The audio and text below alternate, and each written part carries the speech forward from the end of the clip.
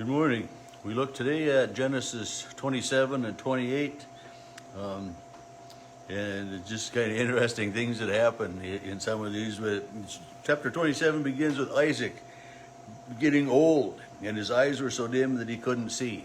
And I know that there are, there's macular degeneration, and there's people that I know and have visited with over the years that their eyesight diminishes, and and in old age they can become blind, and it's a hard thing for them, and so I'm sure that for Isaac it was the same. But anyway, he was old and couldn't see, and he called his older son Esau, and he says, "My son," and Esau comes, "Here I am," and Isaac says, "See, I'm old. I don't know when my death is going to be," and that's true for all of us.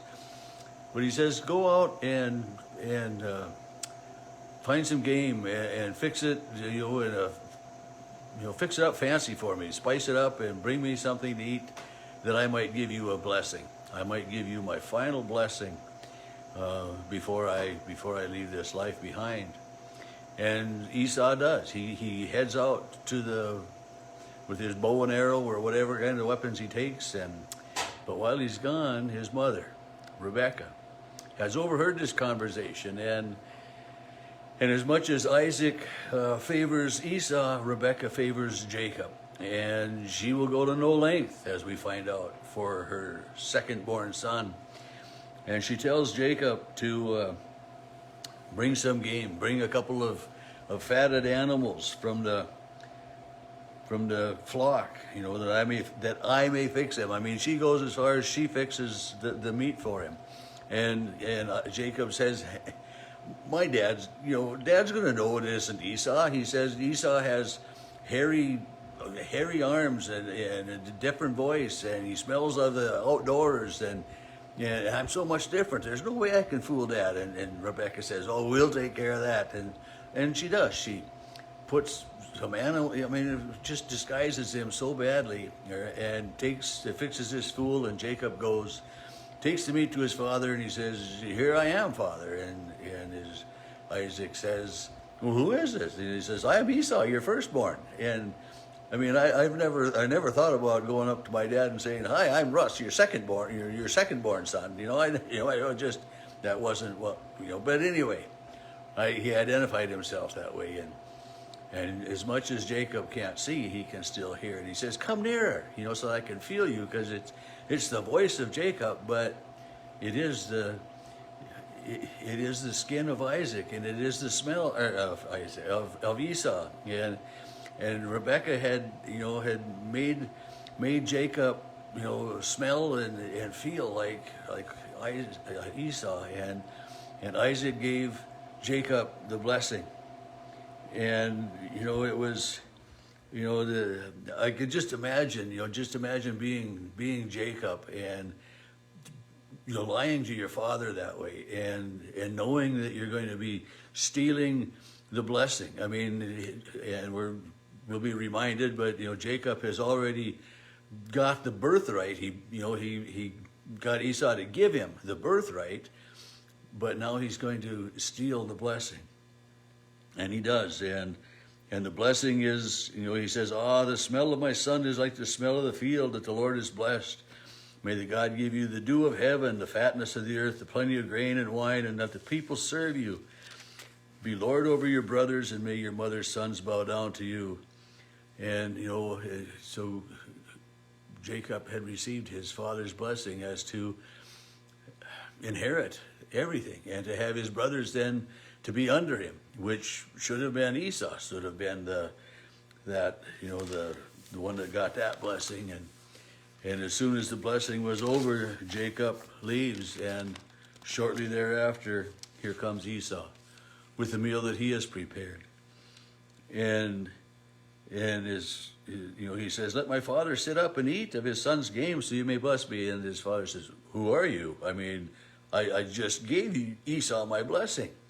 Who are you?" And I imagine Isaac, had to be just dumbfounded that Jacob had done such a thing and had lied so badly, and that he had been taken in by it. but Esau,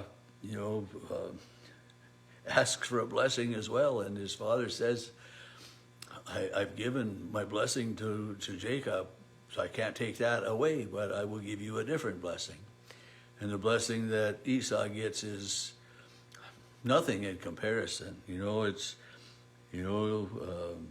away from the fatness of the earth your home will be, away from the dew of the heaven, by your sword you shall live, and you shall serve your brother. And it's not at all what the firstborn son would want to hear for a blessing. And then verse 41 says, now Esau hated Jacob because of the blessing which his father had blessed him. And, he said, when my father is dead, I'm going to kill my brother Jacob. And I can understand Esau's bitterness. First, that Jacob had, bought his birthright, gotten him to give up his birthright, and then to just outright steal the blessing that way. And Rebekah finds out about Esau's pledge then to kill Jacob, and she's favoring her younger son, and so she tells him, that you're gonna have to flee. But she goes and talks to Isaac first, and Isaac, says, Rebekah tells Isaac, she doesn't want her son to be marrying one of these Hittite women, whatever was wrong with them, I don't know. But so Isaac sends Jacob to his brother's place, to the home country, and Jacob is to find a bride there. And as he travels, it says that Isaac sent Jacob away, and he went to Padam Aram, to Laban, son of Bethuel the Aramean, and the brother of Rebekah. So he goes to his mother's brother, his uncle's place. And on his journey, before we hear of Jacob's journey, we hear that Esau heard that his mother and father didn't want their son Jacob marrying one of these local Hittite women or whatever. It just wasn't the thing to do. So Esau finds a wife among them and gets married. And it's just, it's, it says he took Mahalath, daughter of Abraham's son Ishmael, to be his wife in addition to the other wives he had. And this is one of the things that, puzzles me some extent too, but to the other wives that he had. So there were evidently more women than men, and men had more than one wife, which, I guess there are still some places that they try to have more than one wife, but to me this isn't the way that God wants us to be,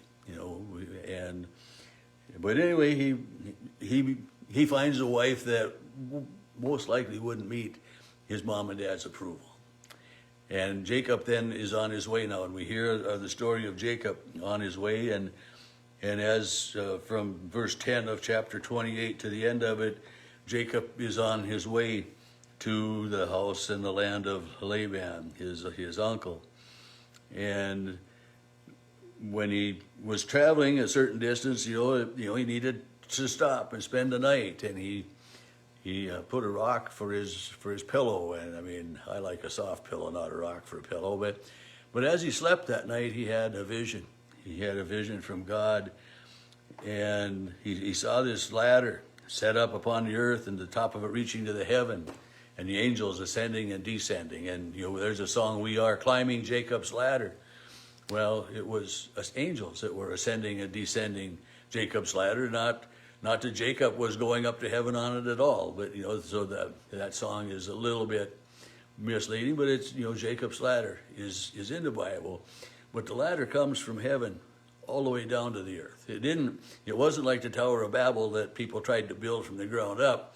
This was from heaven coming down, and the angels were ascending and descending, and Jacob witnessed that. That's what he saw. It doesn't say anything about Jacob being on the ladder at all in there. But the Lord God stood beside him as he was watching, and he says, "I am the Lord, the God of Abraham, the God of your father, the God of Isaac, and we hear that later on, that that He is the God of Abraham, the God of Isaac, the God of Moses, and the God of our fathers.